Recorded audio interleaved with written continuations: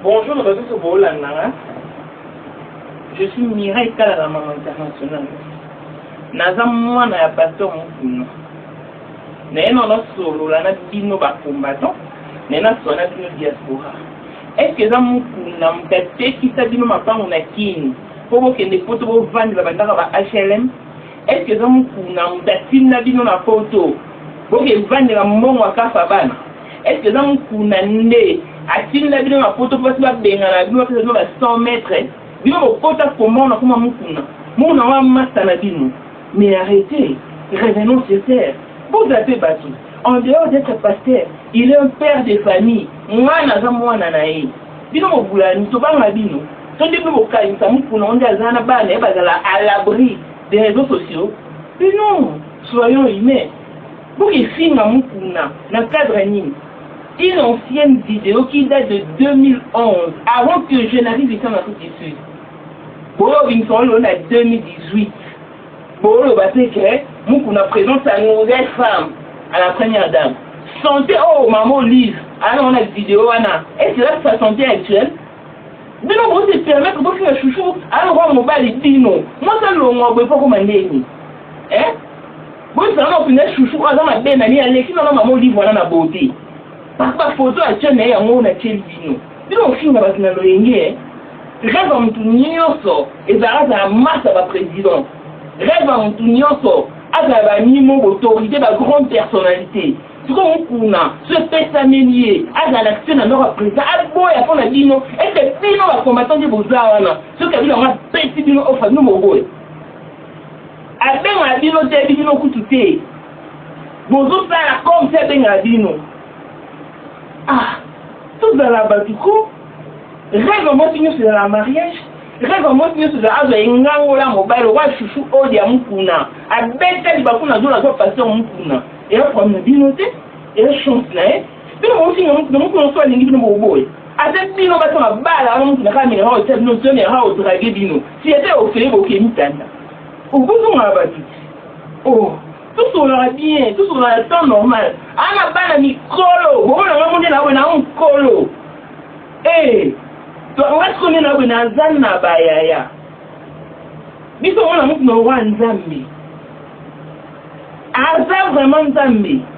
Eh, mais vous pouvez combattre avec nos à son rival.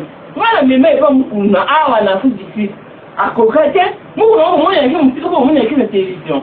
Est-ce que nous avons approché pour nous tenir pas propos fâcheux ou des phrases latines?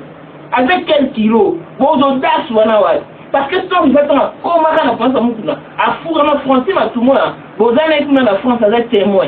À Fourama, vous êtes réellement un homme de Dieu, vous êtes réellement un élu de Dieu. À ça, c'est la banane. À la vie, ma banane, c'est pour faire des bananes, il va y avoir pour faire la pour télémater. Pour finir, il y a la continue. Quand le passage sont passés sur la RTNC, Moukouna n'a pas tenu parole. Nous avons joué parole des équipes soniques à Fouta. Pour un mini de vos terres, comment est sonique à Fouta, bon, béni, ça a Moukouna. Vous devez pas vous mettre l'attention. Donc, nous avons regardé comment c'est film à la bino. Et ça, ok, une seconde, une tierce, il y a une et l'on a mis comment dans ma cathédrale. Bon, travail la perte. Bonjour, l'autre pour vous zéro. Moi, Moukouna, hasta, banal, l'autre lobby. Parce que l'équipe, ils étaient toute une équipe. N'est-ce pas comme on se voit, comme on se voit. Est-ce que la Congo doit être un pasteur en dehors de Moukouna? On se répète la chose, un pasteur digne de son nom. Un pasteur qui craint Dieu, un oin de Dieu, hasard. Oh! Mais tout le monde m'a battu. Tout le monde m'a battu. Moukouna, c'est excellent pour vous qui quand on va HLM dans la photo. Non. Parce que nous sommes digne des années 100, on a facilité. Ah, pasteur, dis l'écoute, c'est le qui travaille à l'hôtel Monde. Allez à mon parce qu'il en a le droit.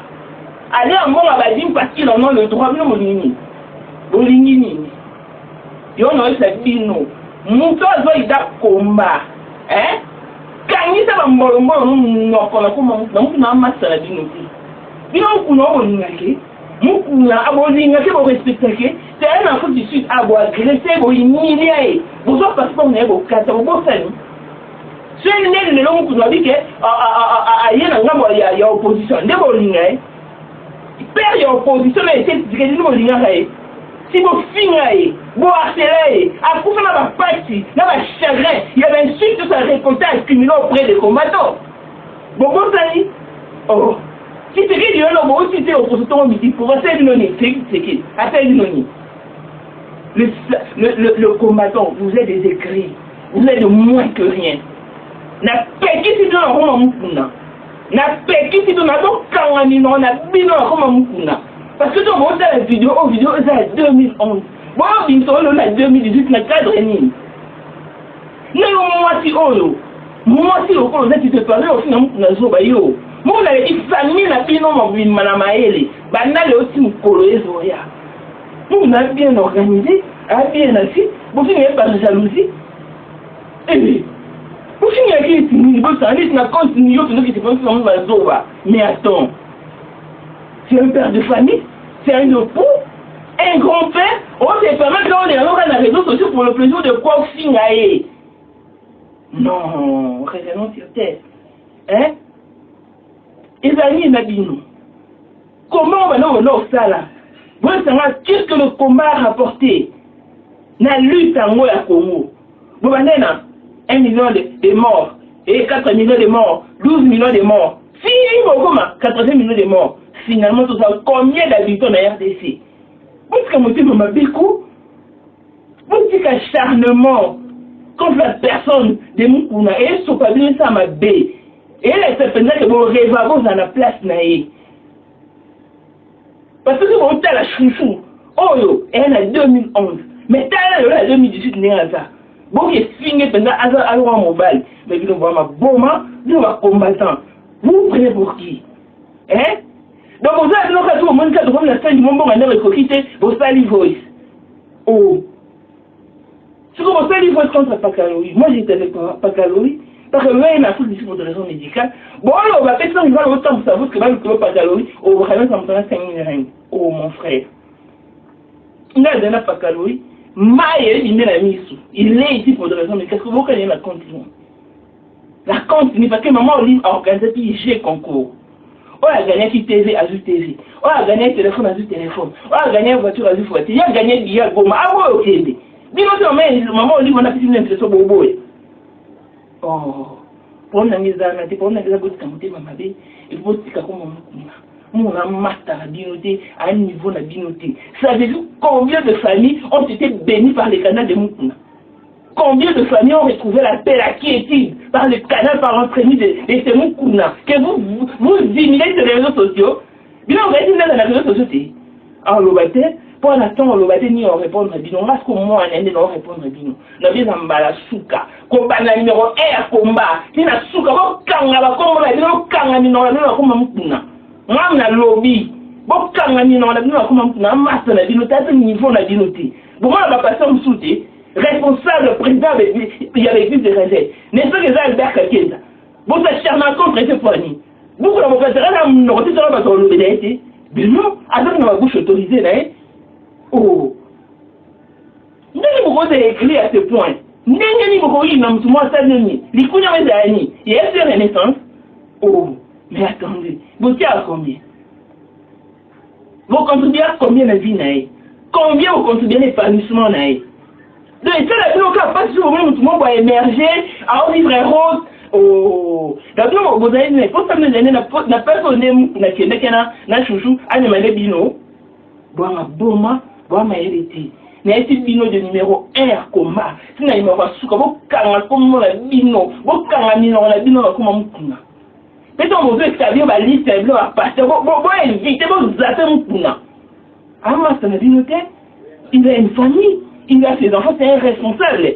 Bon, c'est Fango Fingezo, par rapport à quoi? En guise de quoi? Vous savez, moi, il va salir, vous savez, moi, il va se maturer sur la caméra, vous savez, moi, il va limiter qu'un croquet, bon. Vous avez bâti un million de bino. Et si vous avez un problème de bino, vous répondez entre vous, quand vous n'avez pas mon pinaté, vous avez. Il est encore jeune, nous avons encore besoin de lui. Il est né en 58 ans, on compte, non, vous l'avez à Aïsini. Il est né en 58. Donc, vous petit cahier. À vivre. Oh, mais vous mettez attention. Oh, dès que vous mettez c'est que. Mais vous coquetez. Oh, vous avez un ça là. Là, je ne pas une excuse valable. Et donc, ça, il faut manque à faire me déshabille. Alors on fait terminer nos parents, alors on fait un bon. Oh. Maintenant que tu bénis la diaspora, yo, net yo sans Israël, sans non yo. Ouais, on a un bon combattant. Mais quand tu combattant, nous n'avons pas. Et je m'excuse. Sur la pêche, 1000 euros. 1000 euros. Au panier mouvement au Congo d'abord pour 1000 euros. Et à combien plus forte raison il y a une invitation à la présidente de la République? Et beaucoup ça va jamais. Tu vois, Baniko, comment on y dit ça? On vous envoie en coulis, on vous envoie en catimini, bon, il y a des combattants. Et de vos vies, je m'en fous. Vos vies ne m'intéressent pas. Ce qui m'intéresse, et ça, nous allons épargner comme papa n'a zoba na bino. Il y a des tina bino pour les combattants. Il y a des canisa dans la pose de ce beau zara ni kanabo. N'a pas ngou n'a pas beau zara. On dit beau zara on va kin. Et ça y était. Et il était. Il ne fallait pas être pasteur en RDC. Oh, mon Dieu, ma moni. Et bien vous envoyez l'école là. Et bien vous envoyez l'école là. On dit à nos grands frères. J'ai vu ça moni. Oh. Votre monté mama bé. Hein? Votre nzambe orienté bino, à guider bino, à la tête nous éloigner beaucoup ça. Na ko tuna sans rival na bino. Soyez à dire moi moukunati. Je parle en connaissance des causes. Monté ma bangoni. Monté ma bé ani. Oh, na si bolapa. Na sa bino ko mon message est clair et net. Vous zappez moukuna. Je le défends parce qu'il est mon père. Biologique. Nobi adoptif Nobi mon père biologique. Vous zappez. Vous dites que banane épée. Tous les réseaux sociaux, tous les internet, tous les éditeurs au lobané qui ont un éboloba. N'a pas comme à l'Ibo, ma banque a comme vous dites, n'a pas boyé, il faut peut-être pas du donner les donc, ton banque, ça m'a dit, il faut dire tout à la 1900. Vous comprenez? Donc vous zappez au Monaï. Jean-Pierre Kivé, c'est des Panama qu'on a tchatché. Babylon, une solution concrète et rapide. Ma intervention à Soloni. À Zik, comme il y a des jeunesses, papa n'a vraiment été ma Sarah Bougini. Ma intervention à Soloni. Babi double catholique à moi. T'es maman et massacre. Abraham, tout comme mon ami d'enfance chrétien, qui habite à Toko, mon thé malin, moi, dans la Gragnoble. En exclusivité, vous suivez cet élément sur Société Télévision. Merci. Et un clin d'œil à Porsche qui a un modèle. Chanteur Android, autrement dit Paul Mwanda, Papa Nazilé. Donc il a dit le bon mot. Parce que le respect doit être réciproque. Et la charité bien ordonnée commence par soi-même. Si vous voulez qu'on vous respecte, commencez par respecter les parents d'autrui. Commencez par respecter les parents des autres.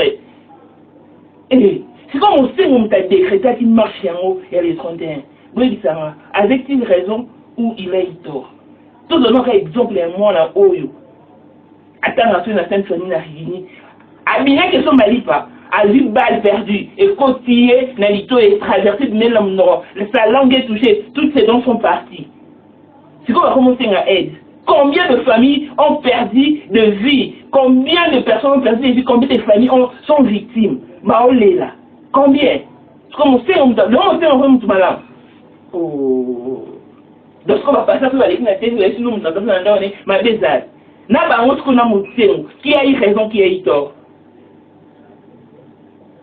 Pour moi, c'est ça que vous zappez mon coup.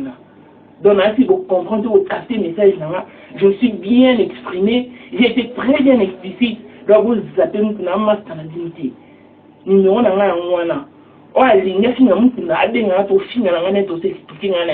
ceux qui nous voient bien éduqués, nous voient très bien éduqués. Mais la comme un peu mal poli, la comme un peu très impoli. Parce que nous voulons tout qui est bon, check.